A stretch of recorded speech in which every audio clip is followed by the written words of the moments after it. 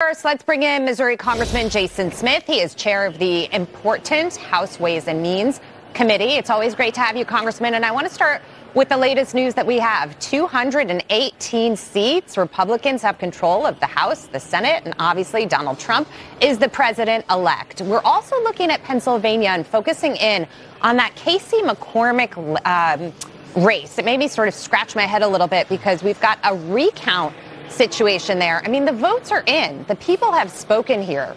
Your thoughts?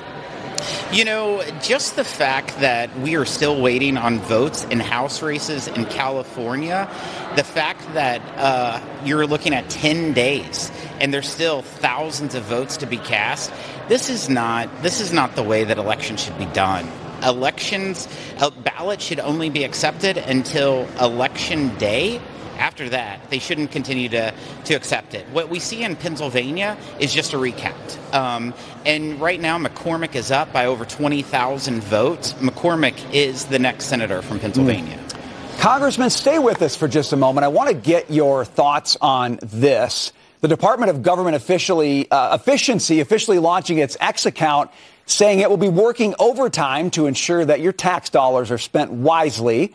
Let me show you a few areas where they might want to get started.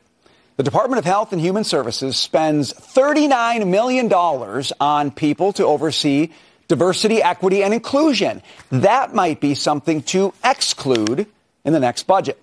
Our government spends $50 million on studies involving monkeys, including monkeys gambling.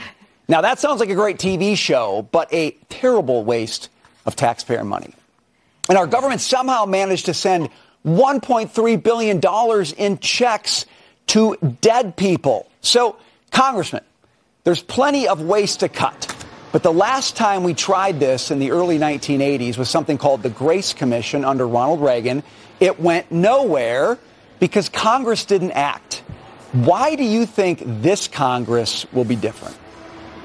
Without a doubt, under the leadership of Donald Trump, you're going to see Congress act. There's so much waste, as you just highlighted, in government. When I was leading the Budget Committee as the ranker, we uncovered, checks going to prisoners, including the Boston Marathon bomber. We saw checks going to Japanese citizens living in Japan. We saw $140 million go to a luxury hotel in Florida, millions of dollars for moonshine trails. The waste was just absolutely ridiculous. Those are the things that need to be taken care of. And I'm pretty excited about Elon Musk and Vivek being in charge of that division. Well, I want to see if you're excited about this. Brian mentioned that they activated their X account. So one of their latest posts says that DOGE is hiring high IQ government revolutionaries willing to work 80 plus hours per week in the unglamorous role of cost cutting.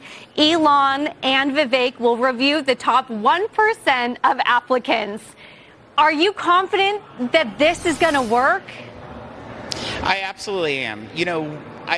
It's better than doing nothing, and that's what we have seen all along. It is great to have two people who are not politicians, two people who have been very successful businessmen to come in, look at government through their lenses, and figure out how can we make government more efficient, how can we root out waste. That will only make our country a better place to live. Speaking of Trump and his picks, he's putting his cabinet together and thinking about what the future will look like. We learned last night that he's nominating Matt Gaetz from Florida, congressman, colleague of yours, as Attorney General. This raised many eyebrows. CNN has a headline today, Congressman, basically saying that Trump is trying to pick people who are going to rile the left up. What is your take on what the strategy is? I will first off say that that's garbage. If you look at President Trump's appointment so far, Homeland Secretary, Governor Kristi Noem, she will do a phenomenal job.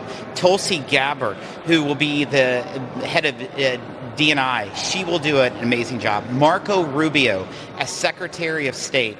The list goes on and on. I don't want everyone to be just focused on one individual. All the others have been absolutely amazing.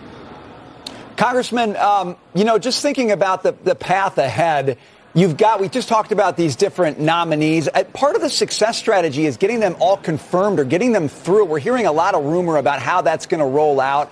How do you see it? You know, it is hard for me to ever predict the actions of the United States Senate. I will tell you that first and foremost. But I think you will see some recess appointments, but not all. And I think you're going to see the Senate work very quickly to make sure that they confirm President Trump's cabinet. You know, he's sworn into office on January 20th, and he wants to be hitting the road quickly, executing plans to help fulfill his campaign promises, and that's in fact what he'll do. Congressman, we've talked a lot about cutting the expense side of the budget with the government efficiency department that we've spent a lot of time on today. There's also the revenue side of the equation. When you're thinking about debt and deficits, deficit quadrupled, according to the last Treasury statement, up to $257 billion last month.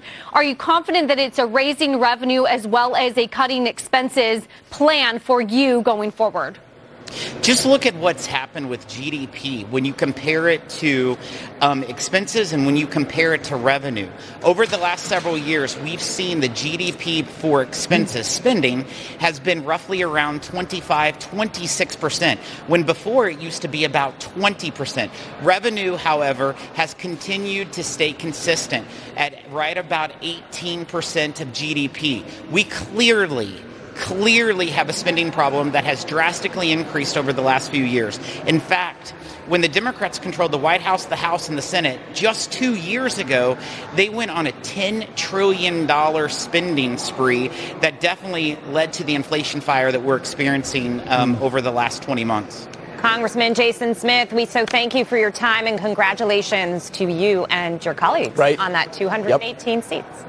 It's great to be with you. Thank you.